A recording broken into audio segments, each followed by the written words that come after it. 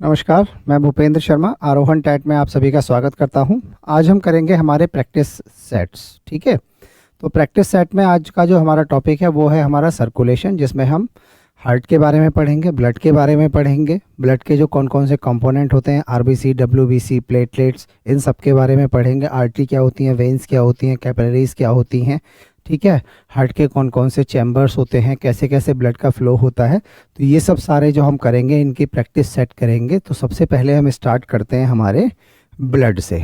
ठीक है, तो ब्लड ठीक है, तो ये एमसीक्यू जो है हमारे UP TET, C TET, paper 2 और इसके अलावा जो भी एग्ज़ाम है जिसमें भी हमारी साइंस पूछी जाती है उन सभी एग्ज़ाम्स के लिए क्या है, ये उपयोगी है। अगर आप एसएससी की तैयारी भी कर रहे हैं, आप रेलवे की तैयारी कर रहे हैं, किसी दिल्ली पुलिस की, यूपी पुलिस की या और किसी भी वनडेयर एग्ज़ाम की तैयारी कर रहे हैं जहाँ पे जनरल साइंस पूछी जाती है, तो उन सभी एग्ज़ाम्स के लिए आप इन प्रैक्टिस सेट को कर सकते हैं। क्योंकि साइंस जब भी आप पढ़ते हैं कि बायोलॉजी, फिजिक्स और केमिस्ट्री, सिलेबस लगभग जो है सबका सेम है। थोड़ा सा जो लेवल आता है हमारा, जो हायर लेवल है, वो केवल रेलवे में है। कंपैरेटिवली जो रेलवे में साइंस आती है वो थोड़ी सी अपर लेवल की है, लेकिन वो सब भी इसमें चीज़ें कवर करी गई हैं। ठीक है, तो हम पहले क्वेश्चन से स्टार्ट करते हैं। इसमें लगभग जो है हमारे ब्लड और इस पे जो हमारे टोटल ये करीब हमारे 75 क्वेश्चंस हैं। तो टोटल 75 क्वेश्चंस में आपका जो ये पूरा चैप्टर है कंप्लीटली, जिसमें ब्लड भी है, हार्ट भी है, सर्कुलेटरी सिस्टम है, परिसंचरण तंत्र है, ये कंप्लीटली आपका क्या हो जाएगा, कवर भी हो जाएगा और एक तरीके से इसकी रिविज़न भी हो जाएगी। तो हम पहले क्वेश्चन से स्टार्ट करते हैं। बिल्कुल ठीक है, देखिए सबसे पहले क्या है, ब्लड का लिक्विड पार्ट क्या है। ठीक है, देखिए जब भी हम ब्लड की बात करते हैं तो ब्लड में क्या होती हैं, दो चीज़ें होती हैं। एक को कहते हैं हम प्लाज्मा, ठीक है, और दूसरे को कहते हैं हमारा ब्लड सेल्स। ठीक है, यहाँ पे क्या होंगी हमारी आरबीसी,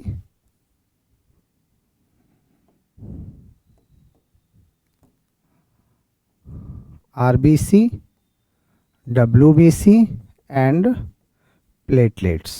ठीक है, तो ये तीन पार्ट हैं इसके ब्लड के, इस तरीके से सर्कुलेशन है। ठीक है, तो ब्लड का लिक्विड पार्ट हमारा क्या कहलाया जाता है, तो लिक्विड पार्ट जो हमारा है प्लाज्मा, इसी को कहा जाता है हमारे को लिक्विड पार्ट। लगभग कितना होता है, 55% होता है। ये कितने होते हैं, लगभग 45% होंगे।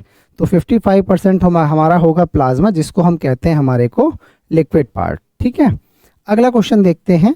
ह्यूमन ब्लड का पीएच लगभग कितना होता है। देखिए पीएच स्केल की जब भी हम बात करते हैं तो पीएच स्केल हमारा होता है 0 से लेके 7 और उससे लेके 14 तक। ठीक है, ये जो 7 वाला पीएच है ये होता है न्यूट्रल। ठीक है, ये होगा हमारा बेसिक और ये होगा हमारा एसिडिक। 7 से कम वाला एसिडिक, 7 से ऊपर वाला। तो ब्लड का जो पीएच होता है वो लगभग यहाँ पे होगा, जिसको हम कहते हैं 7.4, 7.3 से 7.4 के आसपास। ठीक है, तो कौन सा ऑप्शन है, बी ऑप्शन है 7.4, जो ब्लड का हमारा पीएच लगभग होता है। तो स्लाइटली कैसा होता है हमारा, ये एल्कलाइन होता है, न्यूट्रल से थोड़ा सा ज़्यादा। आरबीसी का मुख्य कार्य क्या होता है, देखिए हमारी बॉडी में जो ब्लड का जो ऑक्सीजन जो होती है, ऑक्सीजन को सप्लाई करने का काम कौन करेगा, यही हमारी आरबीसी करेंगी। तो आरबीसी का मेन काम क्या है, पूरे बॉडी पार्ट को, लंग्स से ऑक्सीजन, एल्वियोलाई से ऑक्सीजन को लेना और पूरी बॉडी में ऑक्सीजन को डिस्ट्रीब्यूट करने का काम कौन करेगा, यही करेगा हमारा आरबीसी। और आरबीसी में एक पिगमेंट मिलता है जिसको हम कहते हैं हीमोग्लोबिन। ठीक है, इसी हीमोग्लोबिन के कारण इसका कलर कैसा होता है, रेड। और इसमें कौन सी मेटल मिलेगी, आयरन। ठीक है, हीमोग्लोबिन में कौन सी मेटल मिलती है, हमारी आयरन मेटल मिलती है। ठीक है, आयरन धातु मिलेगी और हीमोग्लोबिन के कारण ही जो ब्लड का कलर होता है वो रेड होता है। और आरबीसी का मुख्य काम क्या है, ऑक्सीजन की सप्लाई करना। ठीक है, आरबीसी में कौन सा पिगमेंट होता है, तो ये हमने ऑलरेडी आपको बता दिया, कौन सा होगा, हीमोग्लोबिन। ठीक है, हीमोग्लोबिन किस में मिलेगा, हमारा आरबीसी में मिलेगा। इसके बाद में आता है डब्ल्यूबीसी का मुख्य कार्य क्या है। देखिए डब्ल्यूबीसी जो हमारी काम है, उनका काम क्या होता है, ब्लड का देखिए ऑक्सीजन ट्रांसपोर्ट किसका काम है, हमारा आरबीसी का। ठीक है, ब्लड क्लॉटिंग प्लेटलेट्स का। ठीक है, और इम्यूनिटी किसका है, हमारा WBC का। तो कौन सा काम होगा इसका? इम्यूनिटी, हमारी बॉडी की इम्यूनिटी बढ़ाने का काम जो कौन कौन करेगा? हमारा WBC के द्वारा किया जाएगा। इसके बाद में आता है प्लेटलेट। प्लेटलेट का कार्य क्या है हमारा? प्लेटलेट का क्या है? ब्लड की क्लॉटिंग में हेल्प करना। ठीक है, अगर कहीं भी चोट लग गई है तो उस ब्लड को जमाने का या क्लॉटिंग करने का काम कौन करेगा? हमारे प्लेटलेट करेंगे। आरबीसी का निर्माण कहाँ होता है? मतलब आरबीसी का फॉर्मेशन कहाँ होगा? तो बोन मैरो में। ठीक है, मान लीजिए ये बोन है हमारी कोई भी, तो इसके अंदर जो ये खाली जगह है इसी को कहा जाता है बोन मैरो। ठीक है, इसी बोन मैरो के अंदर क्या होगा? हमारा आरबीसी का क्या होगा? निर्माण होगा हमेशा। ठीक है, एडल्ट ह्यूमन में ब्लड की मात्रा कितनी होती है? तो एडल्ट ह्यूमन में होगी 5 से 6 लीटर। ये हमने ऑलरेडी नोट्स में क्लास में कराया हुआ है। अगर आप देखना चाहें तो हमारे चैनल पे जाके आरोहन टैट हमारा चैनल है, उसको लाइक करें, शेयर करें, सब्सक्राइब करें, और वहाँ की प्लेलिस्ट में आप सर्कुलेटरी सिस्टम या ब्लड के बारे में पूरी डिटेल में क्लास आप पढ़ सकते हैं। ठीक है, तो ये है हमारा कितना वॉल्यूम होगा ब्लड का? 5 से 6 लीटर के आसपास होगा। अच्छा, उसके बाद में आता है यूनिवर्सल डोनर। देखिए ब्लड ग्रुप हमारा कौन सा होता है? एक ब्लड ग्रुप होता है हमारा AB और हमारा O। ठीक है, तो ये जो होता है इसको कहा जाता है यूनिवर्सल डोनर और इसको कहा जाता है यूनिवर्सल रिसेप्टर। ठीक है, मतलब स्वीकार करने के लिए किसी भी ब्लड को स्वीकार कौन कर सकता है? AB वाला, और सबको ब्लड कौन दे सकता है? O वाला। तो ये किसके बारे में पूछा है? डोनर के बारे में पूछ रहा है, तो ऑफ कोर्स आंसर क्या होगा? O blood group. ठीक है, यूनिवर्सल रिसिपिएंट हमने आपको बता ही दिया। AB जो होगा हमारा कैसा होगा? यूनिवर्सल रिसिपिएंट होगा। इसका रिमोट दियो।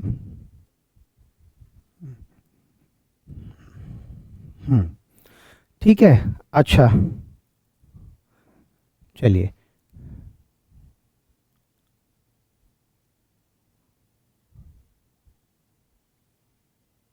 हाँ आगे हम पढ़ते हैं हीमोग्लोबिन में कौन सी धातु होती है। ठीक है, तो हीमोग्लोबिन में हमने आपको ऑलरेडी बता दिया है कि कौन सी धातु होती है हमारी।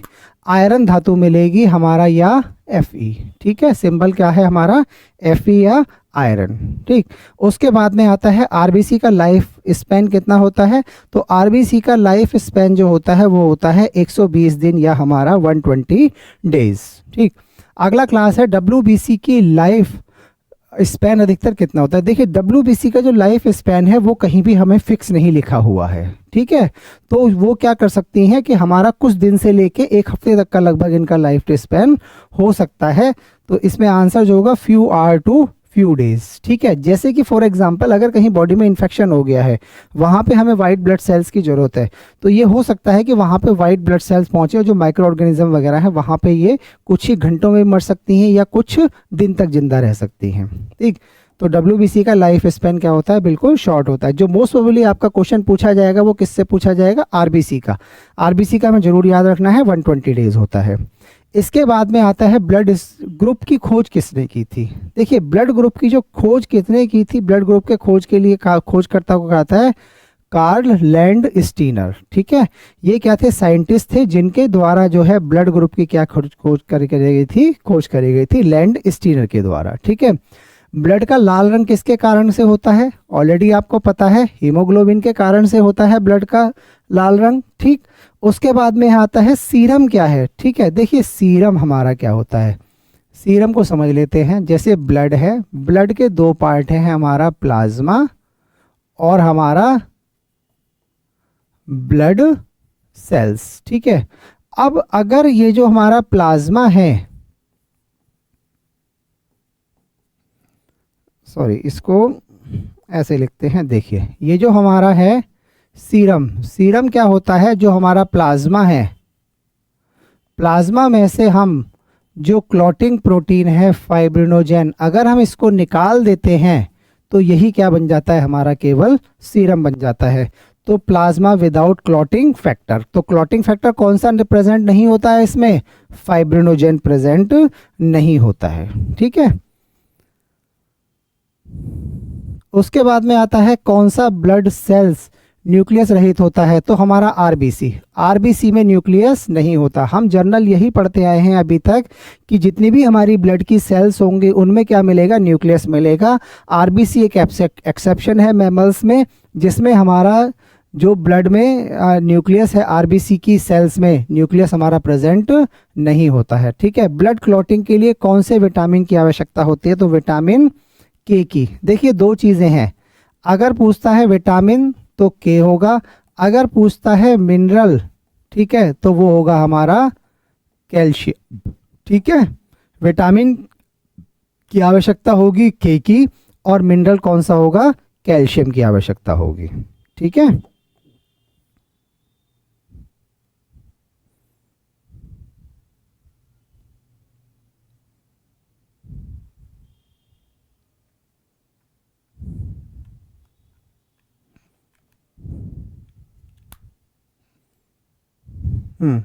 अब हिपेरिन क्या करता है, देखिए हिपेरिन क्या होता है, जैसे कि मान लीजिए ये हमारी ब्लड की वेसल्स हैं, इनके अंदर क्या होगा, हमारा ब्लड होगा।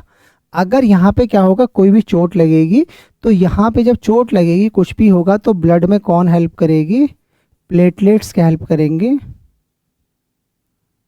प्लेटलेट्स हेल्प करेंगे हमारी ब्लड की क्लॉटिंग में या रक्त का थक्का जमाने में। ठीक है, तो लेकिन जब हमारा जो ब्लड है वो ब्लड सेल्स के अंदर है, वेसल्स के अंदर है, तो यहाँ पे जो ब्लड को जमने से कौन रोकेगा, एक हिपेरिन नाम का क्या रोकेगा, एक प्रोटीन रोकेगा। ठीक है, हिपेरिन क्या होता है हमारा, ये क्या करता है, क्लॉटिंग को रोकने का काम करता है। ठीक है, कहाँ रोकेगा, लेकिन ये ब्लड वेसल्स के या ब्लड सेल्स के अंदर।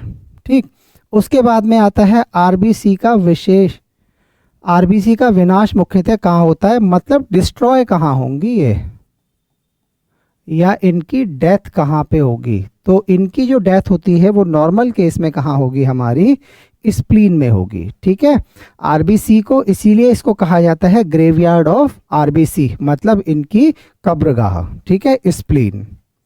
इसके बाद में आता है ब्लड का लगभग कितना प्रतिशत प्लाज्मा होता है, बताया हमने आपको कितना होता है, 55%, और 45% क्या होती हैं, लगभग इसकी ब्लड सेल्स होती हैं।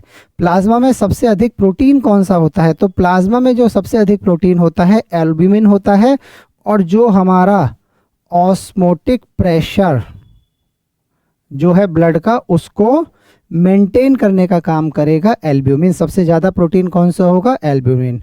और ये जो हमारे होता है फाइब्रिनोजेन, ये किस में हेल्प करेगा, हमारा ये करेगा ब्लड की क्लॉटिंग में।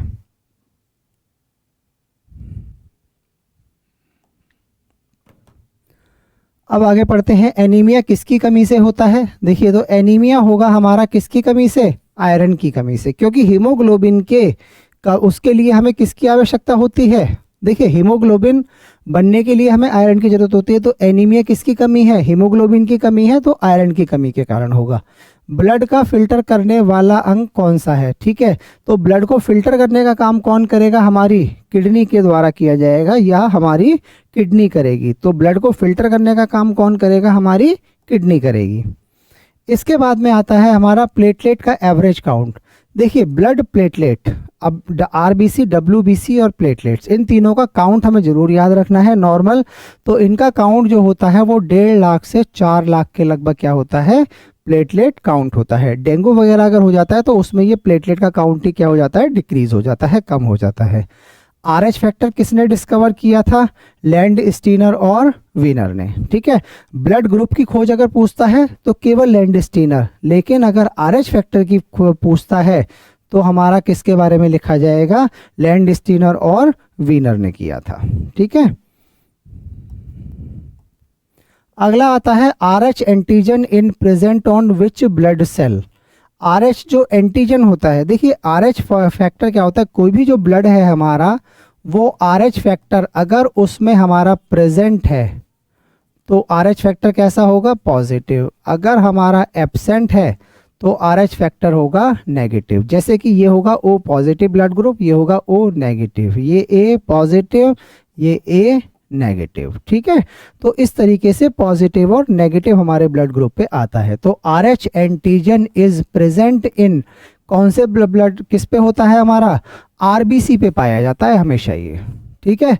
ना प्लेटलेट पे मिलेगा, ना डब्ल्यूबीसी पे मिलेगा, ना प्लाज्मा में मिलेगा, किस में मिलेगा हमारा ये आरएच एंटीजन जो होगा वो किस पे प्रेजेंट होता है हमेशा, उस पे आरबीसी के ऊपर प्रेजेंट होगा। हम आरबीसी पे चेक करेंगे।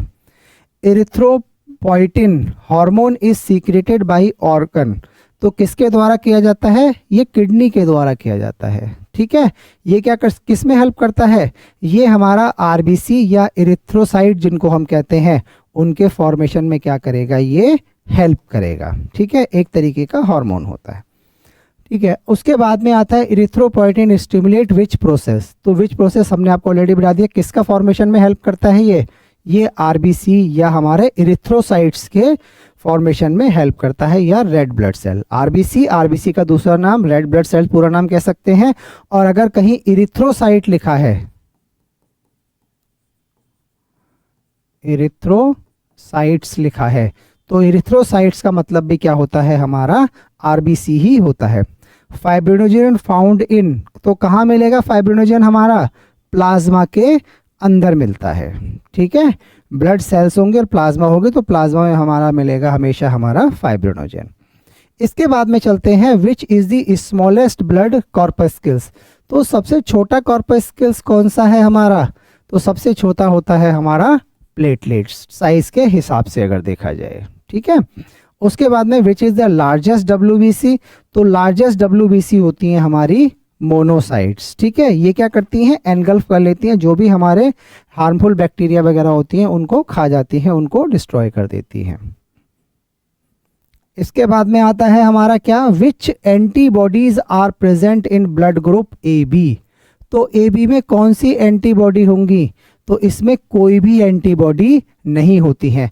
कोई भी एंटीबॉडी ना होने की वजह से क्या होता है, ये यूनिवर्सल रिसेप्टर होता है, किसी से भी जो ब्लड है वो ले सकता है। Which antigen are present in blood group O, तो कौन सा एंटीजन होता है, इसमें कोई भी एंटीजन प्रेजेंट नहीं होता है, ठीक। अगला आता है हमारा, what is the meaning of haemolysis, haemolysis का मतलब क्या होता है, हीमोलाइसिस का मतलब ये होता है कि जब हम आरबीसी को किसी ऐसे सॉल्यूशन में रख देंगे जो हमारा कंसंट्रेटेड सॉल्यूशन होगा, तो क्या होगा, उसमें से जो होगा, जो भी कंटेंट होगा, आरबीसी क्या हो जाएंगी हमारी, डिस्ट्रॉय हो जाएंगी। तो इसी को आरबीसी के डिस्ट्रक्शन को हम क्या कहते हैं, हीमोलाइसिस। हीमोलाइसिस क्या है, डिस्ट्रक्शन ऑफ आरबीसी। इसके बाद में which of the following is an anticoagulant, anticoagulant हम कहते हैं हिपैरिन को, ठीक है। देखिए कोगुलेशन का मतलब ये होता है ब्लड का जमना, ठीक। लेकिन जो हमारी ब्लड वेसल्स हैं उनमें जमने से हमारे ब्लड को कौन रोकेगा, हिपैरिन रोकेगा, तो इसीलिए इसको कहा जाता है एंटीकोगुलेंट। ब्लड जमाने वाला कोगुलेंट और एंटीकोगुलेंट मतलब ब्लड को ना जमने देने वाला, तो कौन होगा हमारा, हिपैरिन, जो हमारे ब्लड में पाया जाता है। अगला आता है, prothrombin is formed in the presence of which vitamin, ठीक है। तो किसके प्रेजेंस में, विटामिन के।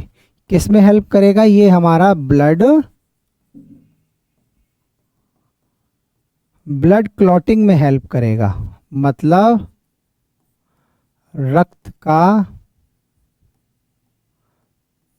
थक्का जमाने में, ठीक है। किस में हेल्प करेगा ये, विटामिन के ब्लड क्लॉटिंग में या रक्त का थक्का जमाने में, ठीक है। इसके बाद में आता है हमारा क्या, the compound form when haemoglobin combined with oxygen. देखिए ये है हमारा ऑक्सीजन, ये है हमारा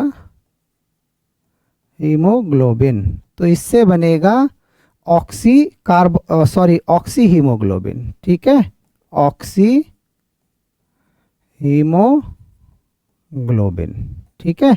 तो ऑक्सी हीमोग्लोबिन क्या है हमारा, जब ऑक्सीजन और हीमोग्लोबिन मिलेंगे तो उसको हम कहेंगे हमारा ऑक्सी हीमोग्लोबिन, ठीक है।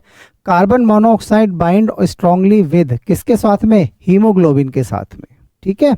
इसीलिए क्या होता है कि जब भी मान लो कहीं पे अगर कार्बन मोनोऑक्साइड गैस हमारी ज़्यादा है और ऐसे इन्वायरमेंट में आप कंटिन्यूसली अगर हैं तो ये क्या करेगा, धीरे धीरे ये कार्बन मोनोऑक्साइड हीमोग्लोबिन के साथ चिपकती चली जाएगी और सारे हीमोग्लोबिन को क्या करेगी, ऑक्यूपाई कर लेगी, घेर लेगी।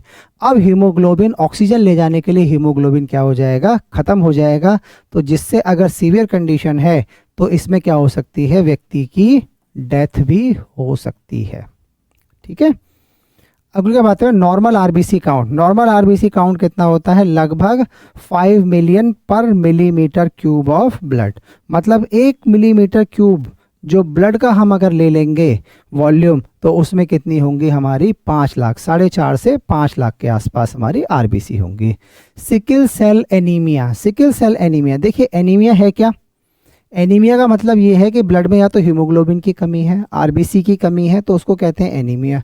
इसमें क्या होती है, सिकल मतलब इस तरीके की शेप हो जाती है हमारी, किसकी, आरबीसी की।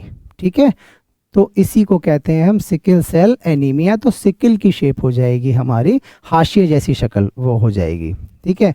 Thalassemia is related to the blood clotting. ठीक है, हीमोग्लोबिन सिंथेसिस। ठीक है, तो हीमोग्लोबिन सिंथेसिस के की वजह से क्या होता है हमारा, थैलेसीमिया एक डिजीज़ होती है, जेनेटिक डिजीज़ है, बचपन से ही बच्चों में होती है। ऐसे व्यक्ति में क्या करेगा, ब्लड को क्या करना पड़ता है, एक मतलब लगातार मतलब चेंज करते रहना पड़ता है। What is finally form during blood clotting. Blood clotting में हमारा क्या बनता है, फाइब्रिन बनता है। मान लीजिए ये हमारा ब्लड यहाँ चोट लगी है, तो ये जो फाइब्रिन है ये इस पर क्या करेगा, एक नेट लाइक स्ट्रक्चर बना लेगा। ठीक है, और ये कैसा होता है, वाटर इंसॉल्युबल होता है। तो यही नेट लाइक स्ट्रक्चर में क्या होता है, ब्लड सेल्स फंस जाते हैं और ब्लड की क्या हो जाती है, हमारी क्लॉटिंग हो जाती है। इसके बाद what is the full form of ESR. ESR क्या होता है, इरिथ्रोसाइट सेडिमेंटेशन रेट। ठीक है, इरिथ्रोसाइट सेडिमेंटेशन रेट। ठीक है, कि अगर एक उस बर्तन उसमें परख नली में किसी में अगर हम इनको रख देंगे तो कितनी देर में ये नीचे सारे बैठ जाएंगे, उसी को कहा जाता है इरिथ्रोसाइट सेडिमेंटेशन रेट। ये क्या होता है, अगर हमारी बॉडी में कोई भी इन्फेक्शन वगैरह है तो ईएसआर जो है वो क्या हो जाता है, बढ़ जाता है। तो इसलिए इसका क्या करा जाता है, यूज किया जाता है।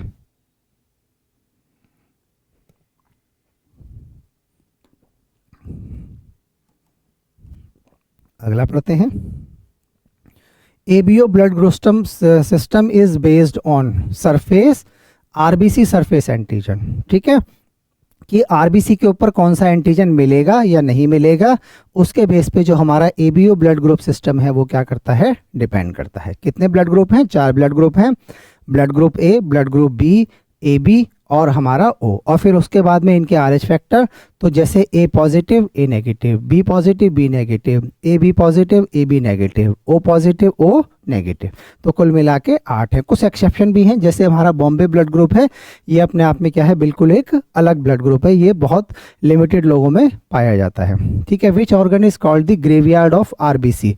मतलब कब्रिस्तान किसको कहा जाता है, आरबीसी का। तो आरबीसी का कब्रिस्तान कहा जाता है स्प्लीन को। तो 120 दिन के बाद जो ये मरेंगी वो कहाँ जाके इनकी डिस्ट्रॉय होंगी, हमारी स्प्लीन में। The study of blood is called the haematology. ठीक है, हेमेटोलॉजी किसको कहा जाता है, स्टडी ऑफ ब्लड को। Normal RBC count in adult is कितना, 5 मिलियन के आसपास होता है, 4.5 to 5 मिलियन। ठीक है। Platelets are also known as, platelet को हम क्या कहते हैं, हमारा थ्रोम्बोसाइट इनका नाम होता है। देखिए इरिथ्रोसाइट होता है हमारा आरबीसी का, ल्यूकोसाइट होता है हमारा डब्ल्यूबीसी का, और थ्रोम्बोसाइट होता है हमारा प्लेटलेट्स का। ठीक है, तो ये नाम ऑलरेडी आपको हमने क्लास में कराए हैं, याद होने चाहिए। Calcium is known as which clotting factor, calcium को कहा जाता है 4th क्लॉटिंग फैक्टर। ठीक है, अलग अलग लिस्ट बनाई जाती है, बस इतना याद कर लीजिएगा क्योंकि सारे हमारे सिलेबस में नहीं है। बस इतना याद कर लीजिए कि कैल्शियम क्या है, हमारा 4th क्लॉटिंग फैक्टर है। इसके बाद में आता है human heart is located in. अब ये क्वेश्चन शुरू होते हैं हमारे किसके ऊपर, हार्ट के ऊपर।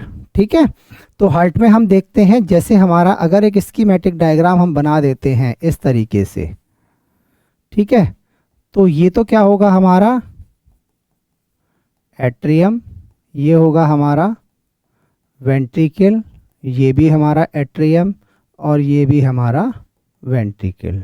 ठीक है, अब ये होगा हमारा राइट, ये भी राइट, ये लेफ्ट और ये भी हमारा लेफ्ट।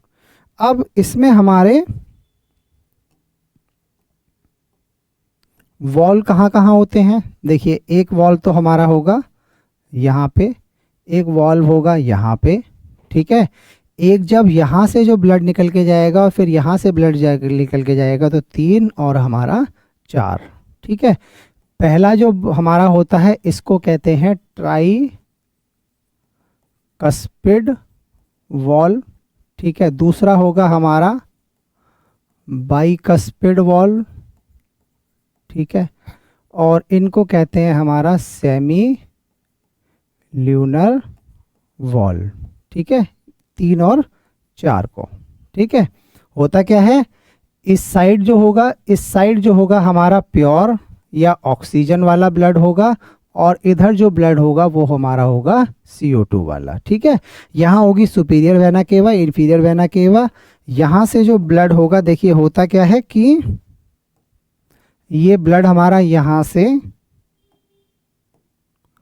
ब्लड हमारा यहाँ से क्या करेगा, एंटर करेगा, कौन सा वाला, CO2 वाला।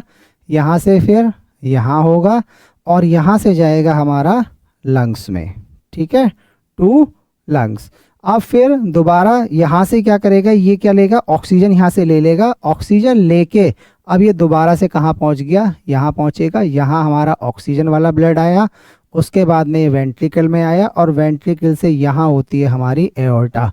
एओर्टा से कहाँ चला जाएगा, बॉडी पार्ट्स को चला जाएगा। तो इस तरीके से हमारा क्या होता है, ब्लड का सर्कुलेशन। ठीक है, अब इनके बारे में हम ऑलरेडी पढ़ते हैं। देखिए, human heart is located in, तो चेस्ट कैविटी में हमारा थोरेसिक कैविटी जिसको कहते हैं, उसमें क्या होता है हमारा, ये सिचुएटेड होता है।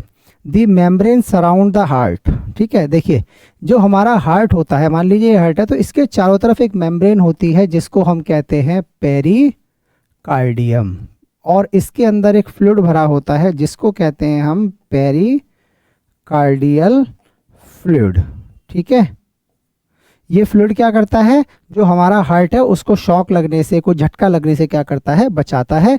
तो हार्ट को कौन सी लेयर है हमारी, पेरिकार्डियम घेरे रखती है। ठीक, तो ये हो गया हमारा हार्ट की लेयर के बारे में।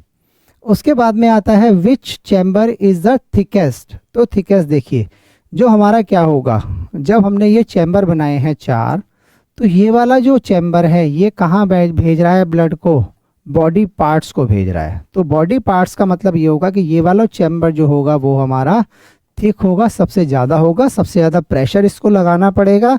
तो ये कौन सा है हमारा, देखिए ये है राइट, ये है हमारा लेफ्ट, तो ये है हमारा लेफ्ट वेंट्रिकल।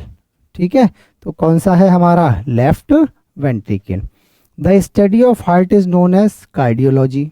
ठीक है, हार्ट की स्टडी को क्या कहते हैं हम, कार्डियोलॉजी। इनके डॉक्टर जो होते हैं उनको क्या कहते हैं, कार्डियोलॉजिस्ट।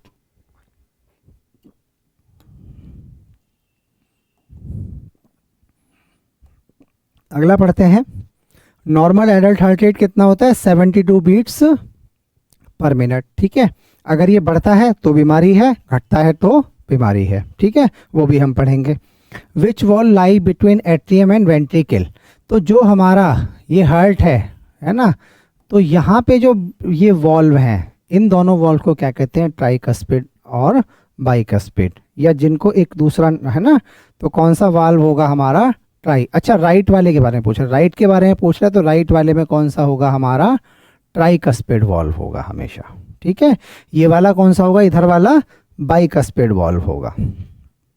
इसके बाद में आता है हमारा क्या, bicuspid valve is also known as, इसको हम मिट्रल वॉल्व भी कहते हैं। ठीक है, तो इसका दूसरा नाम क्या है बाइकस्पिड वॉल्व का, हमारा मिट्रल वॉल्व। और एओर्टा क्या करता है, बॉडी पार्ट्स को ब्लड ले जाने का काम करेगा। और कौन सा ब्लड लेके जाएगा, ऑक्सीजन वाला, या जिसको हम कहते हैं प्योर ब्लड या ऑक्सीजनेटेड ब्लड लेके जाएगा। ठीक है, देखते हैं क्या है, oxygenated blood to the body. ठीक है, पूरी बॉडी को ऑक्सीजनेटेड ब्लड कौन लेके जाएगा, एओर्टा, या जिसको हम कहते हैं धमनी, ठीक। Which vessel bring deoxygenated blood to the body, deoxygenated blood body से कौन लेके आता है, तो बॉडी से लेके आएगा वेना केवा, ठीक है। Blood enter the right atrium through, right atrium, ठीक है। राइट एट्रियम में जो ब्लड हमारा है वो कहाँ से होगा, superior and inferior vena cava, ठीक है। जो हमारा ये वाला पार्ट है, ये वाला, ठीक है, यहाँ जो ब्लड आएगा वो हमारा सुपीरियर वेना केवा और इंफीरियर वेना केवा से कौन सा ब्लड आता है, डीऑक्सीजनेटेड या हमारा कार्बन डाइऑक्साइड वाला ब्लड आएगा, ठीक है। Which chamber pump blood into pulmonary artery, pulmonary artery में कौन सा चैम्बर है जो ब्लड को क्या करता है हमारा pump, which chamber pump blood into pulmonary artery, तो कौन करेगा हमारा राइट वेंट्रिकल करेगा, ठीक है। वेंट्रिकल कौन सा हमारा, जो हमारे ये एट्रियम, ये वेंट्रिकल, ये एट्रियम और ये हमारा वेंट्रिकल, तो जो सॉरी ये हमारा एट्रियम है दोनों, ये वेंट्रिकल है, नीचे वाले वेंट्रिकल और ऊपर वाले हमारे एट्रियम या ऑरिकल जिनको कहते हैं। Oxygenated blood from lungs enter कौन से वाले में, जो हमारा ऑक्सीजनेटेड पार्ट है वहाँ पे करेगा, तो हमारा लेफ्ट पार्ट में या लेफ्ट एट्रियम में, पहले लेफ्ट एट्रियम में आएगा, फिर लेफ्ट वेंट्रिकल में जाएगा और एओर्टा से क्या चला जाएगा, डिफरेंट बॉडी पार्ट को चला जाएगा। इसमें क्या है कि देखिए, अगर इसकी क्लास आप अच्छी तरह कर लेंगे, जो हमारे चैनल पे अवेलेबल है आरोहन टैट पे, अगर इसकी क्लास जो है ब्लड और सर्कुलेटरी सिस्टम की पूरी क्लास है, अगर आप उसको कर लेते हैं तो ये क्वेश्चंस करने आपके लिए बिल्कुल बहुत आसान हो जाएंगे और इजीली आपको कंसेप्ट भी समझ में आ जाएगा, ठीक है। ह्यूमन शोज कौन सा है हमारा, डबल सर्कुलेशन। डबल सर्कुलेशन का मतलब ये होता है कि देखिए 2 बार है, जैसे पहले हार्ट हुआ, हार्ट से ब्लड कहाँ गया, लंग्स में गया, और फ्लड फिर कहाँ आ गया, हार्ट में आ गया, ठीक है। फिर हार्ट में गया और फिर बॉडी पार्ट्स में गया और फिर हार्ट में आ गया, ठीक है।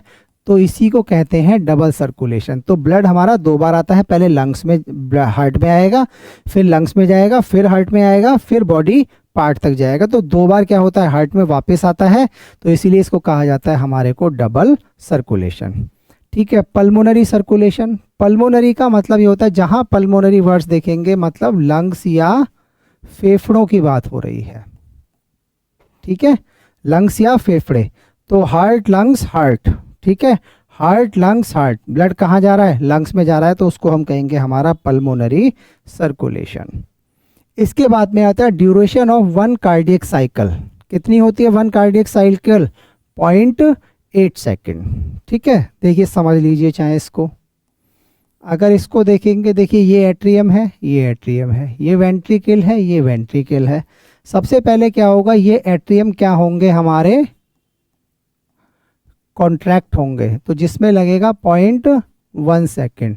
उसके बाद में ये कॉन्ट्रैक्ट होंगे, ठीक है, इसमें लगेगा 0.3 सेकेंड, ठीक है। और जब ये रिलैक्स होंगे, सारा हार्ट जो है वो रिलैक्स होगा, तो उसमें लगेंगे 0.4 सेकेंड। तो देखिए 1.1 second plus 0.3 second plus 0.4 second, तो ये हो जाएगा हमारा 0.8 सेकेंड। मतलब हार्ट एक बार हमारा कॉन्ट्रैक्ट करेगा, रिलैक्स करेगा, ये एक इसकी पूरी साइकिल हो गई, तो उसमें कितना टाइम लगेगा, 0.8 सेकेंड लगेंगे। ड्यूरेशन ऑफ आर्टीरियल सिस्टोल, जब एट्रियम हमारे सिस्टोल करेंगे, कॉन्ट्रैक्ट करेंगे, तो कितना टाइम लगता है, केवल 0.1 सेकेंड जो लगता है हमारा। और वेंट्रिकल में लगेगा हमारा सिस्टोल में कितना, 0.3 सेकेंड, ठीक है। वेंट्रिकुलर सिस्टोल 0.3 सेकेंड, ठीक है। Dub sound is produce on closure of, देखिए हमारे हार्ट में एक लब और एक डब, 2 साउंड क्या होती है, प्रोड्यूस होती हैं अगर हमारा हार्ट क्या है, नॉर्मल काम करता है। तो डब जो हमारी सेकेंड हार्ट साउंड है वो कब काम होती है हमारी, जब हमारे सेमिल्यूनर वॉल्व जो है वो हमारे क्या करेंगे, क्लोज होंगे।